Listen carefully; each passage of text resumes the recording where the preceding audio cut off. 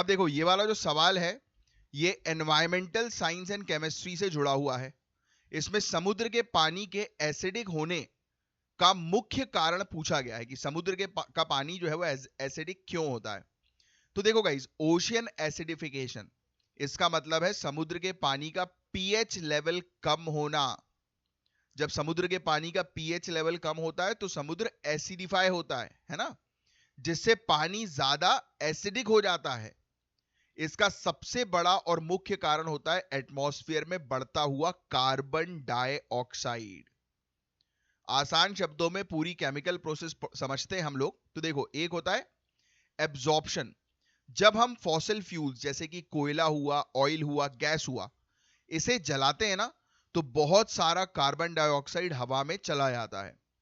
समुद्र इस carbon dioxide को एक मतलब समुद्र का कार्बन डाइऑक्साइड का एक बड़ा हिस्सा समुद्र जो है वो इसको खींच लेता है। मतलब आप, इसलिए अपन ओशियन को कार्बन सिंक भी बोलते हैं।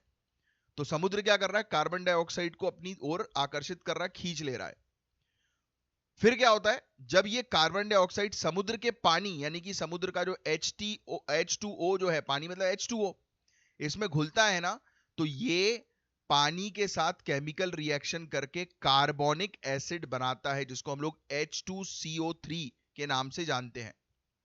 फिर क्या होता है, अब ये कार्बोनिक एसिड जो है वो पानी में घुलकर हाइड्रोजन आयंस पैदा करता है, और इस हाइड्रोजन आयंस के बढ़ने से पानी का पीएच लेवल जो है वो गिर जाता है और पानी एसिडिक होता है। तो देखो, मैंने आपको और डेप्थ में बता दिया इस टॉपिक के बारे में कि भाई अगर आपसे कोई पूछे कि समुद्र का पानी एसिडिक क्यों होता है, या क्वेश्चन आ जाए, तो तीन चीज ध्यान में रखना। कार्बन डाइऑक्साइड फॉसिल फ्यूल से पानी में मिलता है, जैसे ही वो मिलेगा ये रिएक्शन करेगा, CO2 H2O के साथ रिएक्ट करेगा, और जब रिएक्ट करेगा तो वो क्या बनेगा, कार्बोनिक एसिड, जिसका फॉर्मूला है H2CO3।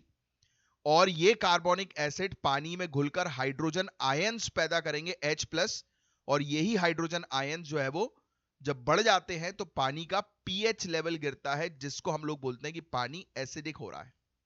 तो अब देखो, मैंने पीएच लेवल गिरने का कॉन्सेप्ट भी आपका क्लियर कर दिया।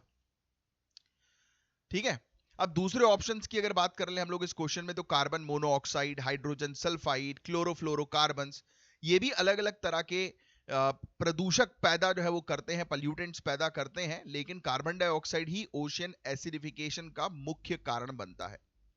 तो इस तरीके के सवाल जो है ना, वो एनसीईआरटी 10th और 12th में बहुत, अगर आप ध्यान से पढ़ोगे तो आपको इसके आंसर्स मिल जाएंगे, है ना। एनवायरमेंटल केमिस्ट्री और कार्बन साइकिल से जुड़े चैप्टर्स में इसके क्वेश्चंस बहुत अच्छे से सॉल्व किए हुए हैं, राइट।